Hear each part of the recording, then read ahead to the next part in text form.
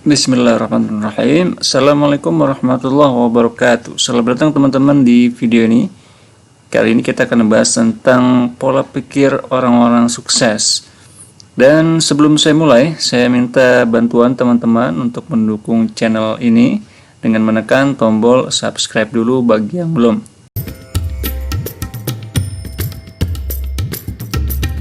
Ya teman-teman, kita sudah di Sarangan. Nah ini dia suasana teman-teman sekalian.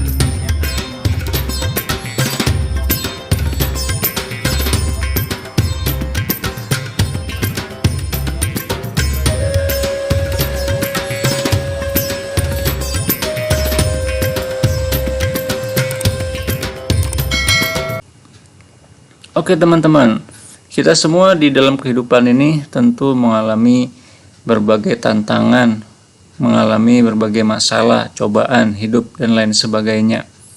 Dan rata-rata tantangannya mirip ya, terutama dalam bidang belajar ya, dalam bidang studi. Rata-rata tantangannya kurang lebih sama ya, mengalami masalah dalam hal ingatan, mungkin ya sulit menghafal, ada juga yang mengalami tantangan seperti godaan-godaan untuk bermain game atau mungkin menonton TV dan lain sebagainya, atau kalau zaman sekarang sosial media ya, menghabiskan banyak waktu untuk sosial media, game dan lain sebagainya. Tetapi tetap ada pelajar-pelajar yang mereka itu sukses ya, mereka itu berhasil meraih prestasi-prestasi tinggi. Lalu sebenarnya apa sih yang membuat sebagian siswa itu bisa lebih berhasil daripada yang lain? Dan kali ini saya akan membahas beberapa pembahasan yang membedakan ya antara pelajar-pelajar yang sukses dengan yang mungkin tidak sesukses kawan-kawannya yang lain. Nah, kali ini Anda bisa lihat di dalam slide ya, bahwa ternyata ada yang membedakan antara 5% dengan orang-orang yang 95%. Nah, inilah yang oleh sebagian orang disebut pola pikir pemenang. Nah, yang 5% ini memang minoritas ya. Maka di sini saya buat pertanyaan, apakah Anda siap untuk sukses? Jadi memang dalam dunia motivasi ya, dalam dunia pola pikir, ada yang disebut dengan pola pikir pemenang.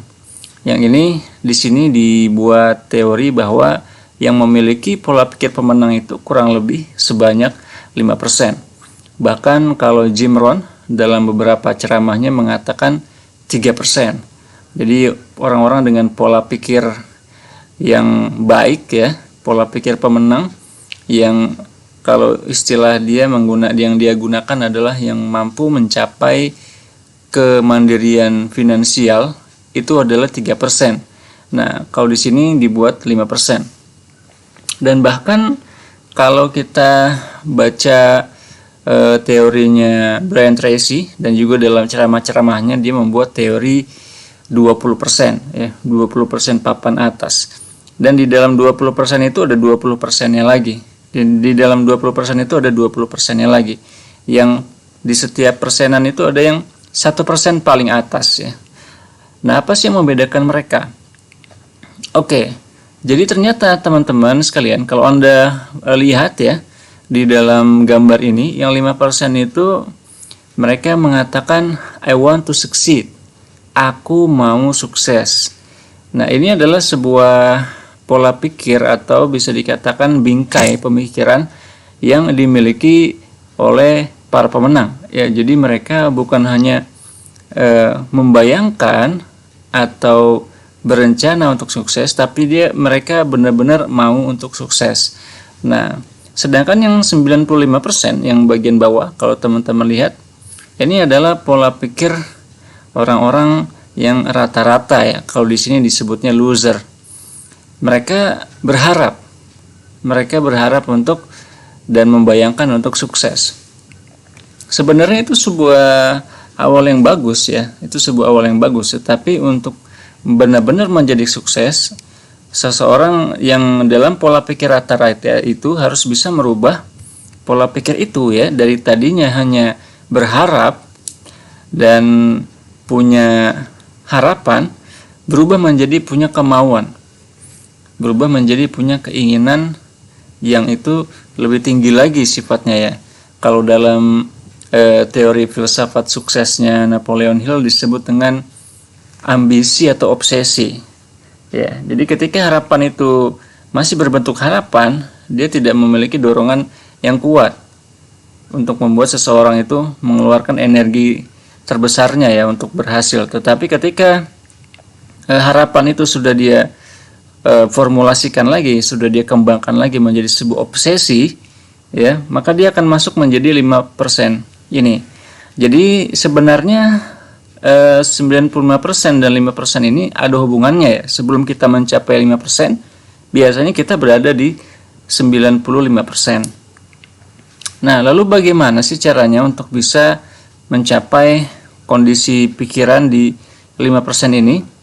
Nah, bagaimana sampai seseorang bisa benar-benar ingin berhasil banget ya, gitu ya, terobsesi banget, ambisi banget untuk berhasil. Bagaimana caranya? Oke. Ini ada banyak cara untuk mencapai situ ya. Mungkin penjelasannya bisa cukup panjang. Tetapi yang ingin saya sampaikan dalam pertemuan kali ini, mungkin saya tambah satu slide lagi ya. Nah, bedanya adalah yang 5% ini mereka benar-benar merasa adalah sebuah keharusan bagi dia untuk sukses, dan dia siap melakukan apapun. Siap mengorbankan waktu, tenaga, pikirannya untuk dia bisa sukses. Ya, jadi yang 5% ini sudah membuat keputusan bahwa sukses itu adalah sebuah keharusan.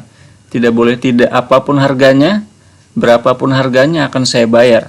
Dengan tenaga saya, pikiran saya, waktu saya, capek saya, lelah saya, sakit saya, dan lain sebagainya. Jadi yang 5% ini sudah siap untuk hidup dan mati dia ya, akan dia jalankan demi mencapai sukses tersebut. Nah, jadi dia sudah siap sengsara gitu ya, siap susah dan lain sebagainya. Tetapi kalau yang 95% ya, mereka berharap untuk sukses. Tetapi mereka ingin menjaga rasa aman mereka. Mereka tidak mau terlalu capek. Mereka tidak mau terlalu keras berusaha. Mereka tetap ingin menjaga kebiasaan-kebiasaan lama mereka. Mereka tidak ingin menghabiskan waktu mereka. Mereka tidak ingin bersusah payah, ya, berlelah-lelah, sakit-sakitan, ya, jatuh-jatuhan demi mencapai harapan dia. Nah, inilah yang membedakan ya. Jadi ketika seseorang masih berharap saja dan tidak mau mengorbankan apa yang dia punya, ya, maka dia akan tetap masuk ke dalam 95%. Karena itu dalam sebuah buku ya yang menceritakan bagaimana perjalanan salah satu institusi Islam yang cukup berpengaruh di Indonesia, yaitu Gontor ya. Dalam salah satu kisah bagaimana berdirinya Gontor yang pernah saya baca waktu saya mondok di sana, itu mereka mencapai sebuah kesimpulan ya, bahwa kunci keberhasilannya adalah pengorbanan. Kunci keberhasilannya adalah pengorbanan. Dan dalam Islam ini kita juga ditekankan ya untuk berkorban, mengorbankan apa yang bisa kita korbankan ya demi kebaikan. Ya, kita berikan apa yang kita bisa demi kebaikan ya, mencari ridho Allah Subhanahu wa taala. Nah, demikian juga ketika seseorang ingin sukses ya, maka dia berikan apa yang dia punya untuk bisa mendapatkan kesuksesan tersebut. Dia korbankan apa yang dia punya demi bisa mencapai kesuksesan tersebut. Kalau dalam istilah Al-Qur'annya di akhir juz 3 ya, itu berbunyi lan tanadul birra hatta tunfiqu mimma tuhibbun. Kalian tidak akan mencapaikan bir, tidak akan mencapai bir. Nah, bir di sini adalah kebaikan ya, sampai kalian mengeluarkan apa yang kalian sukai. Maka orang-orang yang sudah mencapai pola pikir 5% ini ya, mereka siap begadang ya, mereka siap mengurangi jam bermain, mereka siap mengurangi jam istirahat, mereka siap mengurangi waktu-waktu santai mereka demi mendapatkan apa yang mereka inginkan. Nah, bagaimana sih caranya untuk mencapai pola pikir seperti itu ya? Nah, ini nanti ada banyak sekali tahapan, ada banyak sekali proses ya. Yang antara lain apa? Seperti yang saya pernah sebutkan ya di pertemuan sebelumnya. Bisa dengan kita itu memperbanyak doa, memperkuat doa dan lain sebagainya.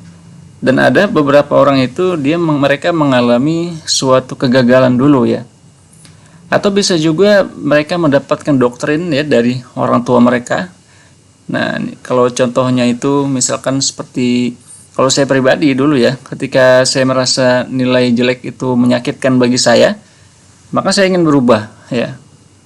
Kalau di sejarah Gontor ya, salah satu pesantren yang cukup berpengaruh di Indonesia, itu karena didoktrin dari orang tua ya. Jadi orang tua dari para pendiri itu memberikan wasiat bahwa mereka berharap ya, orang tua para pendiri pondok tersebut berharap agar anak-anaknya bisa mendirikan pesantren. Nah, akhirnya tercipta sebuah pola pikir pemenang, pola pikir sukses tersebut di pikiran para pendirinya. Dan ini tentu saja akan memiliki banyak faktor ya, tetapi tentu saja bisa didesain juga ya oleh orangnya sendiri. Artinya apa? Maka apa yang bisa kita ambil dari sini? Yang bisa kita ambil adalah kalau teman-teman masih merasa berada di 95%, maka yakinlah bahwa Anda harus berubah menjadi 5%. Karena ketika Anda sudah masuk ke 5%, maka kemungkinan kesuksesan Anda menjadi lebih besar ya. Ya, jadi ketika Anda masih merasa bahwa saya setengah-setengah sajalah, tidak terlalu ngotot begitu ya. Saya malas untuk bersusah payah dan lain sebagainya, itu Anda masih di 95%. Ketika Anda sudah memutuskan pokoknya ini harus bisa ya, dalam jangka waktu sekian saya harus dapat, dan Anda siap untuk mengeluarkan semua energi Anda, maka Anda sudah mencapai pola pikir pemenang. Dan biasanya yang didapatkan oleh 5% ini jauh lebih banyak, jauh lebih besar daripada yang didapatkan oleh 95%. Dan kalau kita masih berada di 95% ya, maka hasil yang kita dapat biasanya tidak sebanyak yang di 5%. Dan saran saya bagi teman-teman dan bagi diri saya pribadi adalah untuk membuat perbaikan sedikit demi sedikit ya. Ketika pola pikir kita masih di 95%, kita harus mengusahakan setiap hari untuk ada perubahan ya. Bagaimana caranya? Ya bisa dengan berbagai hal ya, bisa kita membuat target lagi setiap hari ya.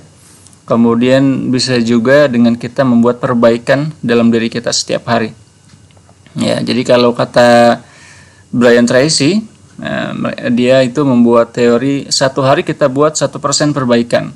Jadi kalau pola pikir kita masih belum sampai titik ke pemenang itu, tiap hari kita rekondisi dan lain sebagainya. Nah, ini berlaku untuk dunia akhirat ya. Kalau kita hanya menginginkan dunia, kita bisa gunakan. Kalau kita juga menginginkan akhirat ya, kehidupan yang lebih baik di akhirat nanti dengan memperbanyak sedekah, kebaikan dan lain sebagainya, itu juga tentu saja sangat bisa sekali ya. Nah, inilah pola pikirnya. Jadi memang di dalam agama Islam juga sangat dianjurkan ya untuk mengeluarkan pengorbanan terbaik untuk Allah Subhanahu wa taala, untuk mendapatkan ridho Sang Pencipta ya. Baik teman-teman, ini saja yang ingin saya sampaikan dalam pertemuan kali ini. Mudah-mudahan ada manfaatnya. Dan jangan lupa untuk mendukung kami dengan menekan tombol like dan subscribe bagi yang belum. Dan saya berharap Anda tinggalkan komentar Anda di kolom komentar. Sampai ketemu lagi di video-video selanjutnya insyaallah. Wassalamualaikum warahmatullahi wabarakatuh.